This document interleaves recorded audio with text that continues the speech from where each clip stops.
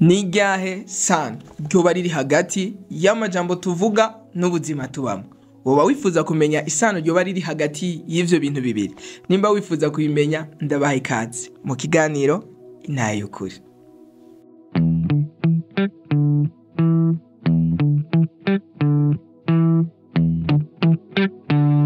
Ego, ndabaramukije mwese, nizera ko muguwe neza kandi muri amahoro cyane. Nakaryo kadasanzwe, niteka ridasanzwe umwami Imana yasuye kutugirira kugira ngo dushobore kubana namwe mu kiganiro Intahe y'Ukuri cyo kuruno munsi. Mu kiganiro Intahe y'Ukuri cyo kuruno munsi tugira tuyage ikintu kidasanzwe, ico bita ubushobozi bw'amajambo. Kuko ijambo ry'Imana rivuga ngo muri Zaburi 119 ku murongo w'ijana na 30 ravuga ngo guhishurirwa amajambo yawe ngo bizana umuco, ngo biyabatunga ubwenge bwo kugenda. Ngo buhishura kumenya mu bantu, buhishura ugutahura mu bijuju. Rero iyo turiko turahishurirwa amajambo y'Imana, na cyane cyane nkuko dusanzwe tubizi ko mu kiganiro Intahe y'Ukuri tuyaga ijambo ry'Imana. Rero iyo turiko turakira ijambo ry'Imana, tuba turiko turamenya ibintu vyinshi, tuba turiko turahishurirwa amajambo y'Imana. Kandi uko tuhishurirwa amajambo y'Imana tugira umuco ku bintu kanaka. Hari ibintu bimwe dusanzwe tubayemwo, hari ibintu vyinshi twama dukora, twama tuvuga imisi yose tubamo, ariko tutazi ivyarivyo. Ariko uko tugenda turahishurirwa amajambo y'Imana, tugenda turashira ubuzima bwacu ku rutonde, maze ivyacu byose bikagenda neza. Nkuko ijambo ry'Imana rivuga ngo muri Hosea igice cya 4 ku murongo wa 6 aho avuga ngo abantu banje bishwe no kutamenya. Bisigura ngo hari ubuzima kanaka umuntu ashobora kubamo kubera ko atamenye ijambo. Igihe cyose ahishuriwe iryo jambo, ubuzima bwiwe bugaca buhinduka. Na niyo mpamvu kuri uno munsi tugira tuyage ku kintu bita ubushobozi bw'amajambo. Rero imbere ko tuvuga ubushobozi bw'amajambo, nagira duhere hano twibuke ubwa mbere ico turico, kuko turiko turavuga ngo ubushobozi bw'amajambo twirengagije umuntu, twirengagije aho umuntu yavuye, twoba turiko turihenda gose. Kuko ntushobora kuvuga ngo hari nk'akarorero, hari dufate nk'ikawa. Ikawa urashobora kwirimira muri Turkey, ikawa urashobora kwirimira mu Burundi, urashobora kwirimira muri Tanzania, urashobora kwirimira mu Rwanda. Mugabo unyoye ayo makawa atatu, imbuto irashobora kuba yarimwe, ariko ahantu yavuye, ahantu yabibwe bigatandukana.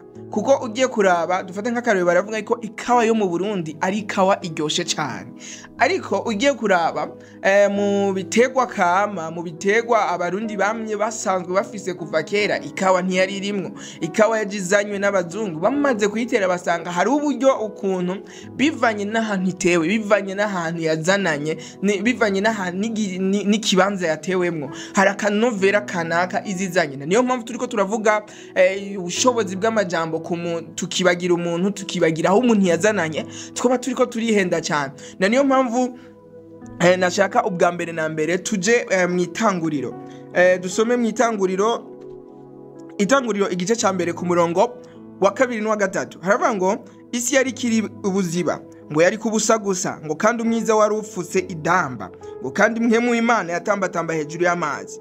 Ku murongo wa 3 haravuga ngo Imana iravuga iti ntihabeho umuco ubaho. Mu Itanguriro ni igice cya 2, ni igice cya mbere ku murongo wa 2 n'uwa 3.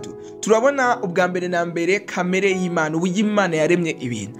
Imana yabonye isi yuzuye umwijima, nta kintu cyari kuri yo, isi ntiyari mu muco, ngo ariko Imana iravuga ati reka umuco ubeho. Imana iravuga ngo reka umuco ubeho, ngo umuco ucurabaho. Rero ngaho ubwa mbere na mbere turiko turavuga mu bushobozi bw'amajambo, duhere ku Mana, kuko umuntu turaza kubibona, umuntu akomoka mu Mana, akomoka mu Mana. Rero Imana muri kamere kayo, Imana ntivuga ibintu kwibibona, kuko ngaha ugiye kuraba ku murongo wa 2 baratwereka uburyo isi yari imeze. Isi yari mu mwijima, isi nta kintu cyari kuri yo, isi yari kiri ubuziba. Mugabo Imana ntiyavuze ngo isi n'ubuziba, oya, ariko Imana yavuze ngo ntihabeho umuco. Bisigura ngo Imana ivuga ivyo ishaka ko biboneka, hama bikaca biza ku mugaragaro. Ntivuga ivyo ibona, oya, ivuga ivyo ishaka ko ibona.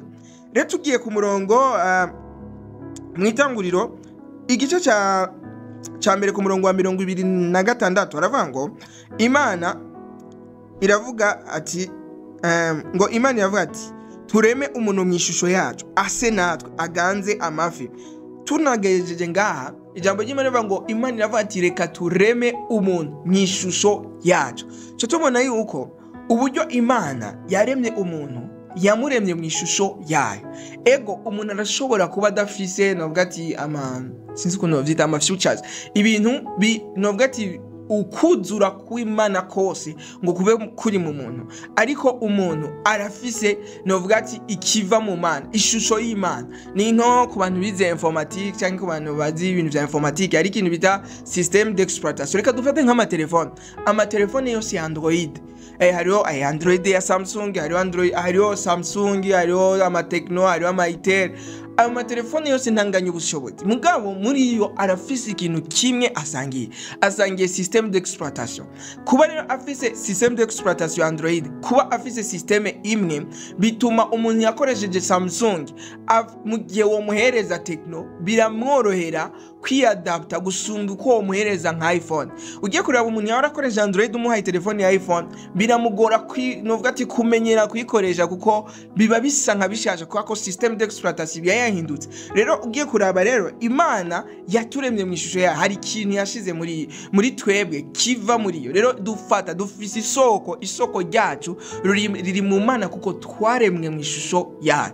Rero cyo tutahura yuko nimba Imana ivuga, itangaza, ishiraho ibintu ishaka kubona, itavuga ishiraho ibintu ishaka kubona ikoresheje amajambo, natwe nk'abana bayo, natwe nk'abantu twaremwe tuvuye muri iyo shusho nyene, tuzanye ico gicapo nyene, novuga ati tuzanye ico gicapo nyene, dutegerezwa kubikora muri ubwo buryo. Ucumenye yuko nimba Imana nayo hari ukuntu imeze, nawe ni kumeze. Ego ubushobozi burashobora kuba butari bumwe, novuga ati ku bintu kanaka hari ukunengesera kwa usanga mu muntu kutarimwo, ariko ibintu vyinshi kuko ibintu ugusa kw'Imana gutegere kuri muri twebwe dusa nayo.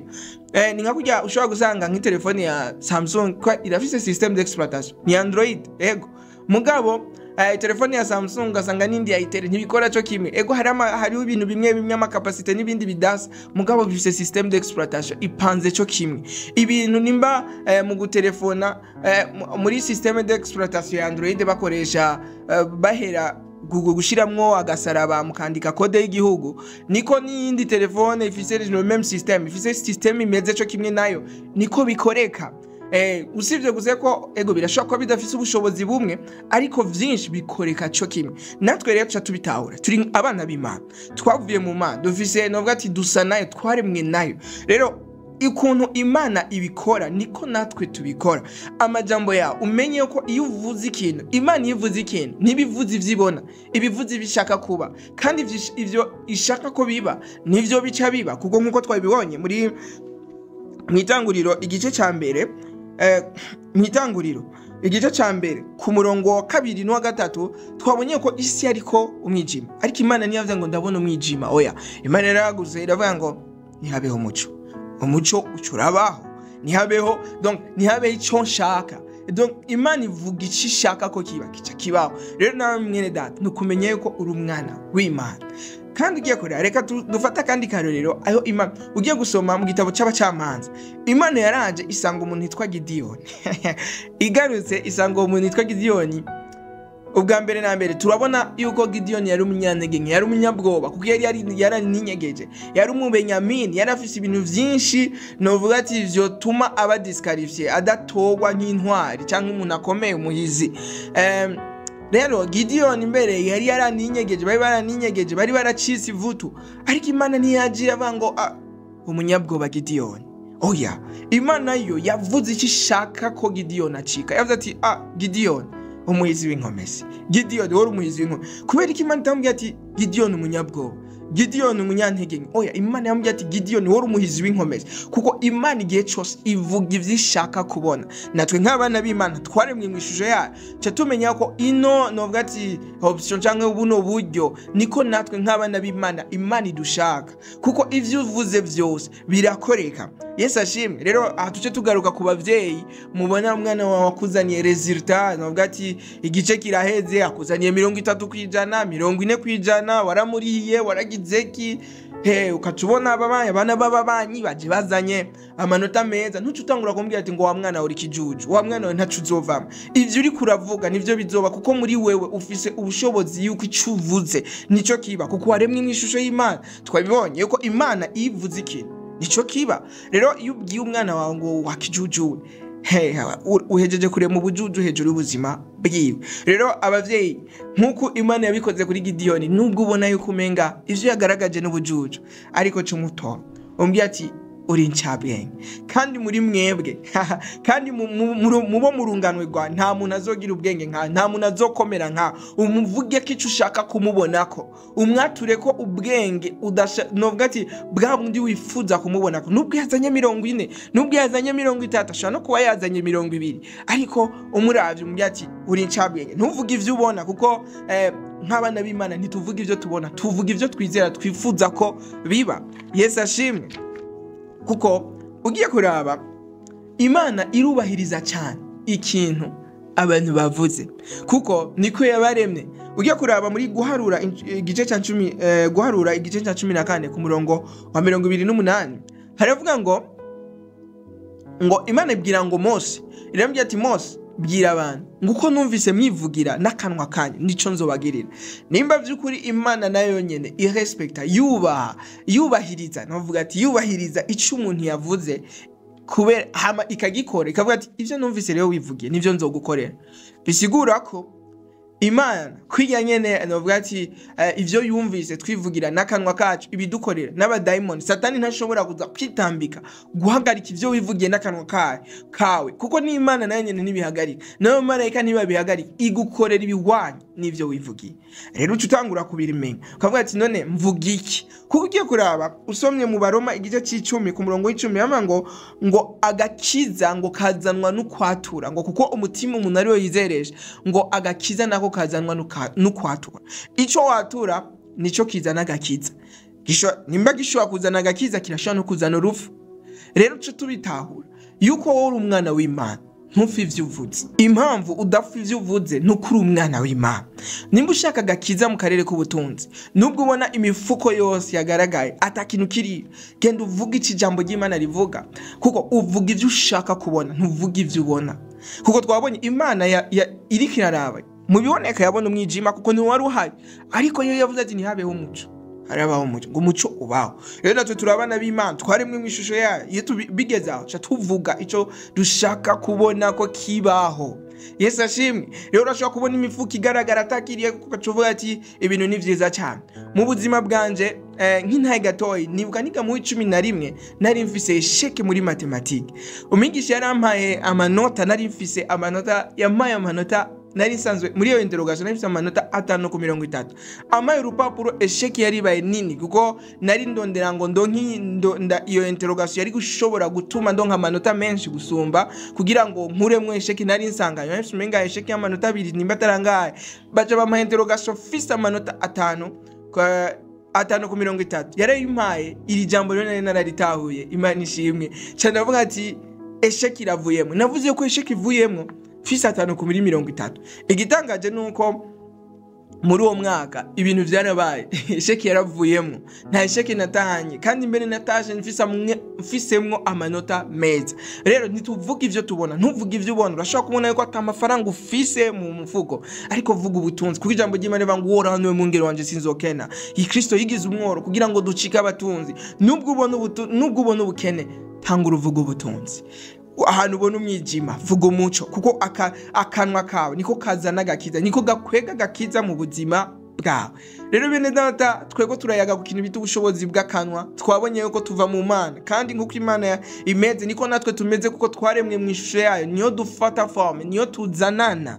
Rero ko ariho tuzanana, ico twatura gifise ubushobozi bunini cyane. Kandi twabonye ku ijambo ry'Imana rivuga ngo uko yumvise twivugira n'ikizo dukorera. Nimba Imana idukorera ico yumvise twivugira, wibaza ngo Satani yo bihagararamwo canke abadaimoni bo bihagararamwo. Oya, tanga uruvuge ivyo ushaka kubona hejuru y'ikintu cyose. Nimba ufise abana babibigaba, ntutangure kubaraba babwiye ati mwabana bibigaba. Oya, barabo babwiye ati mwabana mugamburukamwe. Ubabwire ico ushaka ko baba ubabwire icyo ushaka kubabonamwo nubwo bariko barazana amanota atabereye urashobora kubura umunyeshuri uri kuraraba ubona ari ubusa atari ubusa nabwo buba busa nabwo ariko utangura uvuga ati guhera no munsi ndi umutwe sindi umurizo ndi uw'imbere sindi uw'inyuma ijambo Dawidi yaravuze ngo ndusha ubwenge abanyigishije rero umunyeshuri akugenda ukajanye nubwo biba bitagaragara uvuga ati ndusha ubwenge abanyigishije ico mbona resite mbona ukumenya hama iryo jambo rizokwambara umubiri ati bizogenda gute uranye wazotuma bikunda nshuti